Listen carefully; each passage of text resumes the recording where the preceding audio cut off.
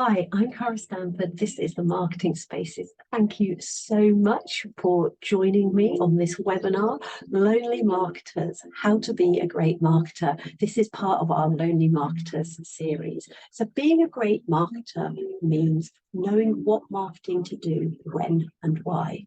That's what all the best marketers are about. They know what they have to do, when they're going to do it, and why they need to do it.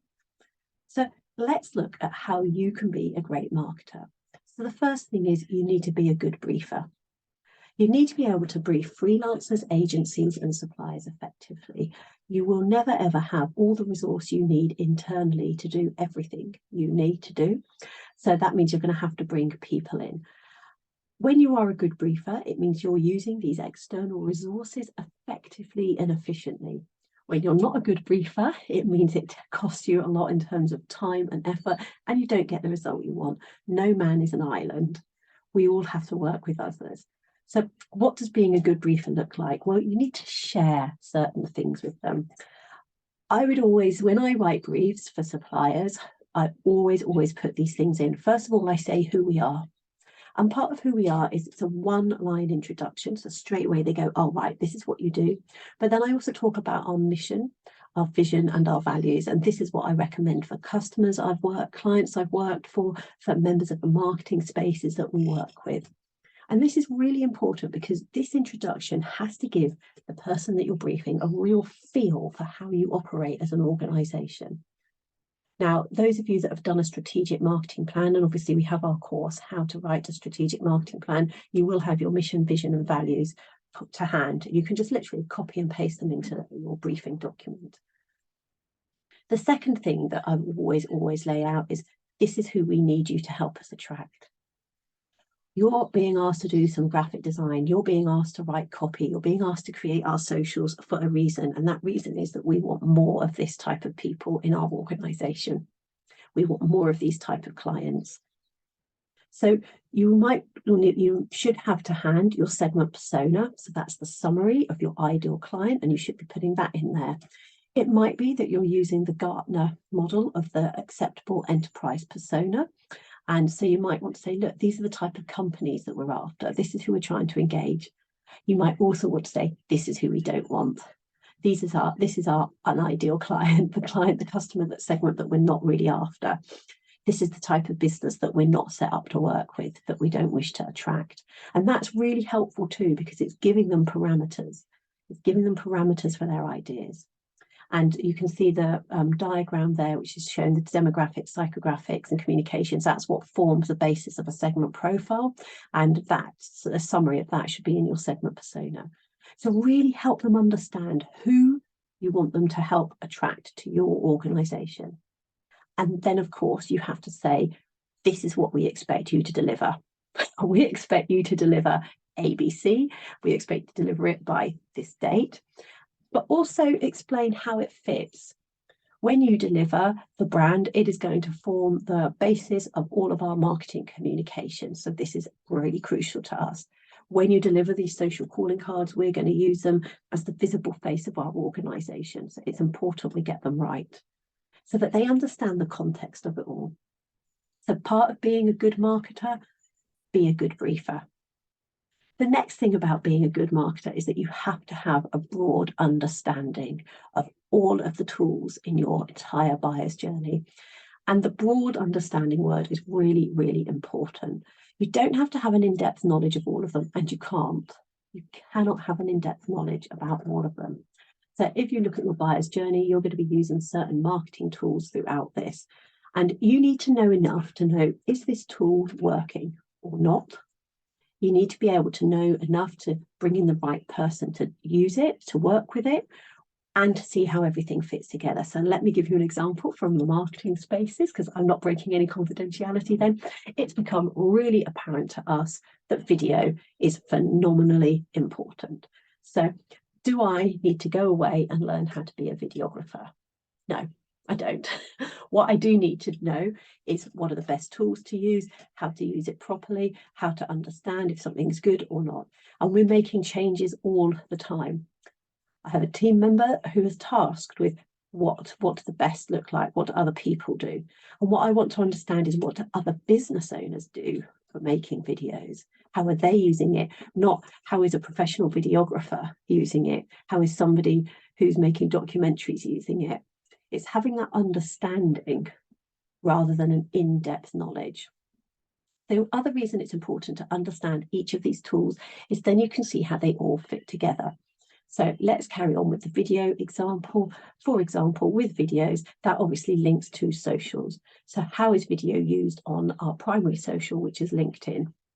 Do we need to adapt that? Well, actually, we need to use Canva to make short videos, right? Who's going to have that in-depth understanding of Canva? Does it need to be me as the business owner? Does it need to be me as the marketer? Not necessarily, no. I have a wonderful person called Jenny who has an in-depth understanding of Canva. Excellent. But I have enough of an understanding to know what it can do, to say, right, our shorts have to be created in Canva. Okay, I want them to look like this. So you can see the distinction. I think when it also comes to understanding all of the different tools in the marketing process, and there are many, many, many, one of the other things that I would say is really, really worth taking into account is, how do you get that knowledge? Now, there's talk about, they're called the T-shaped marketers, where as marketers, we have to have an understanding of so many things, but we might go into depth in one area. So you might say, actually, I want to specialize in one area. I want to specialize in a particular area of digital marketing. I want to really nail content marketing, but I know that I've got to have this broad understanding here. So how do you get that knowledge?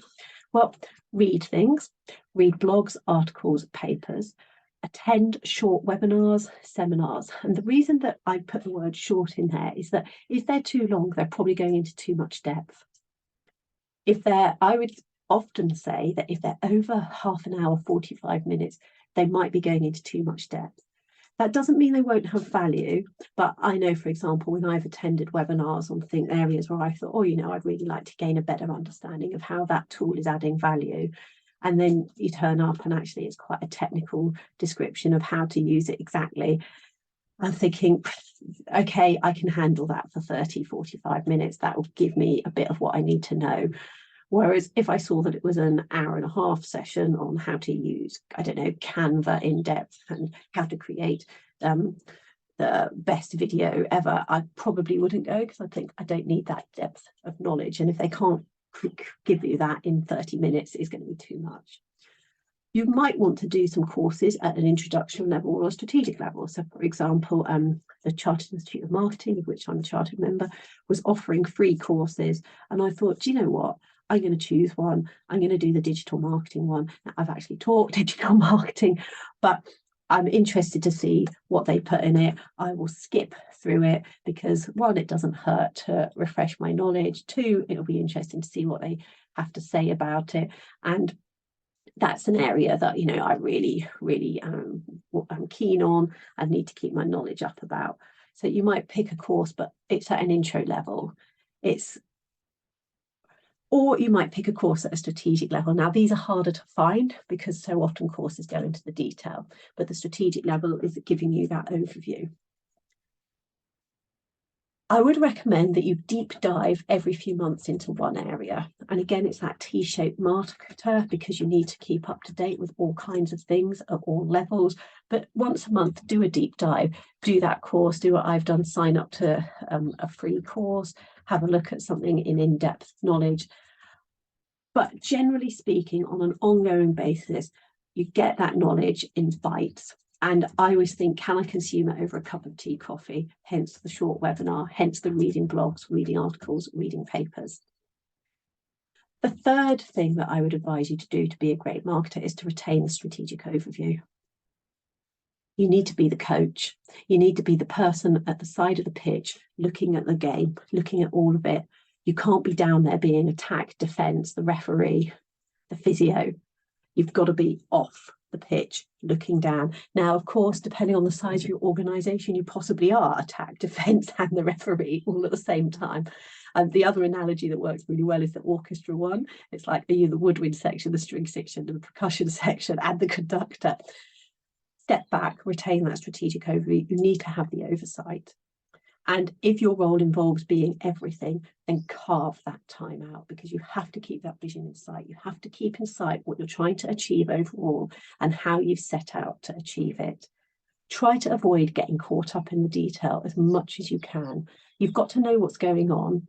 But if you've asked somebody to do something, you've got a team member or a supplier, yes, you need to have an overview, but do you really need to know on a day-by-day basis that actually they're now using this particular hashtag rather than this particular hashtag?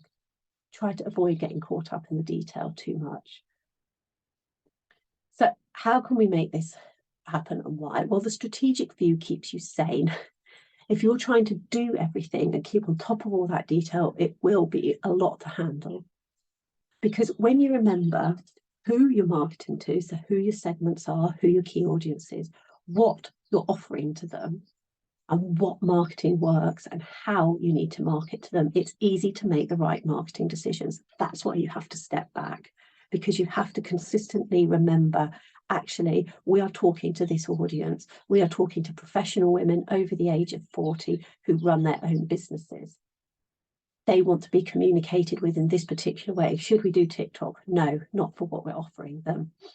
Should we spend our resources on this event? No, because they're not going to be at this event. That's why you have to keep that strategic view, because it makes it really easy to make the right marketing decisions and to turn down the wrong ones. And if you don't have that strategic overview and keep that strategic view, you're forever going, do we do this? Do we go here? What do we do? Do I do this? Do I say? And that's where you waste time, and that's where you can burn out. The fourth way to be a great marketer is you must master your metrics. And a really good way to do this is to say, which ones actually tell me if my marketing is successful? Now, there's the ultimate one, which is how many customers you have, or if you're running a charity, it might be how much you've got in donations, how many people you've helped. That's the ultimate one down at adopting. But there are other ones that tell you along the way if your marketing is successful. Choose one key one for each stage of the buyer's journey. How do you know that you have successfully made the right people aware that you exist? What's the thing? How do you know that you have successfully engaged the interest of your key segment? How do you know that you have successfully got enough people considering using your company, your organization, buying from you? You should hopefully know how many people are buying from you, although I do have a story about that one day. And I worked for a very large organization that didn't actually know how many customers it had. And then how do you know that you've been successful in your loyalty? And of course, loyalty is repeat referrals and recommendations. Choose one measurement for each stage. Go, I know that my awareness has been successful if this, and then measure it. I know that we've done a really good job of bringing people through to being interested if this measurement works. And it might be when you get to it, you go, actually, do you know what, Cara, I need a couple of measurements here. Fine. The big thing is don't overburden yourself, because what I sometimes see is people go, I've got 20 things I'm measuring at awareness to see if it's working. It's like, okay, well, how do you know if you've got 20 things? What's the key one? What's the key one? My top tick for metrics is that metrics for success are different to ongoing monitoring. And you also have to be patient. So, for example, your ongoing monitoring, you think of it like a car journey. You're in your car, you're driving along, and you need, say you're going from London to Edinburgh. Well, Edinburgh is your final destination. That might be your adopting metric. Along the way, there are key things that let you know you're on your way to Edinburgh, like signs on the road. And you know that you need to hit, if you're going from London to Edinburgh, you know that you need to go past Nottingham, that you need to go past Leeds, that you need to go past Newcastle. And every time you hit those, you know you're getting closer. But what you are doing along the way is hopefully you're looking at your speedometer, you're looking in your mirror, you're checking your sat nav, you're checking the route as you go along, you're seeing how many miles you've done, you're seeing how long it's taking, you're seeing if it's going to take longer than usual. Those are your on-the-going monitoring. Am I on the right track? Is it happening with the resources that I planned for it to happen? Is it happening with the timescales I have? Those are your ongoing metrics. And you do need to do that ongoing monitoring, because you don't want to get in the car, keep driving, and then go, why am I seeing a sign for Cardiff, which is here in Edinburgh? Oh dear, I've gone really badly wrong. So you do need your metrics for success are different to your ongoing monitoring. I would also say when it comes to mastering your metrics, be patient. It can take a while to figure out which metrics are helpful. We launched the marketing spaces in October 2021, and I would say it's now that we're at the point where we're going, these are the helpful metrics. Actually, these are the ones that really are helpful. The rest are good to have. There's some good monitoring ones, but these are the ones that are helpful. To be patient. The fifth one to be a great marketer is find your tribes, plural. Find groups of people who are in similar positions to you. Now, this could be, it could be that they run, that if you're running a business, they run similar businesses, or it could be that their businesses are at the same stage as you. For example, I have regular catch-ups with somebody who runs a photography business. Looks like different business, but actually we're quite similar in that some of the pressures we have in our personal lives, but also our businesses are exactly the same stage. So it's really, really interesting to catch up with her. I also catch up with people whose businesses are way further on than me. And that's quite interesting, but they have been where I have been. So find groups of people in other similar positions. Particularly in your case, if you're a lonely marketer and you're here, you want to look for people who are having to wear that hat of marketing strategists and tacticians. They're having to do the thinking and a lot of the doing, and mix it up to get different perspectives. So there are LinkedIn groups out there that you can join, which are always incredibly interesting. So of course, we do run the Marketing Spaces subscribers community LinkedIn group. So if you've subscribed to the Marketing Spaces, you automatically be sent an invitation to it. Do click on it and join us. And in there, we do have behind the scenes chat. We're a bit more unguarded. We do talk about things in there. I recently joined a Facebook group called Mums in Marketing, which I was quite dubious about, if I'm honest, but it's absolutely brilliant. There's all kinds of questions going on in there, and that allows me to get in-depth knowledge quickly about areas. And if things such as people saying, Google Analytics 4, what's the deal with this? Right up to how do I set a marketing plan, to things like where do I go on holiday that's cheap? So there's all kinds of things going on in there, and it's very interesting to get those different perspectives. Obviously, we run coffee breaks, which are free to access if you've subscribed to us. There are professional groups that you can join. So I'm a member of the Chartered Institute of Marketing. I attend their webinars, the ones that look interesting to me. I also attend random ones every now and again. I'll just go, yeah, I do. I attended one about human rights and marketing a few months ago because I just thought, why not? Yeah, I've never seen that topic tackled before, so I thought that's quite interesting. So mix it up, but find your tribes. If you belong to networking groups as well, those can be really good. So I'm a member of 2 networking groups who are similar but different and operating in different geographies and in different ways. Find your tribes. And that's really important to get support for yourself, but also different perspectives. Different perspectives are so important when people go, have you thought about it like this? Or when you hear about what other people are doing and how they're doing it. And then ditch the loneliness. Get some marketing clarity. You don't need to be alone. There are groups like us. Clearly, we're out here. We run marketing coffee breaks online on the 2nd and 4th Thursday of the month, 30 minutes of marketing chat where we get together, we look at a latest insight video from the Marketing Spaces, and we take it from there. And people have all kinds of aha moments in those, even in 30 minutes.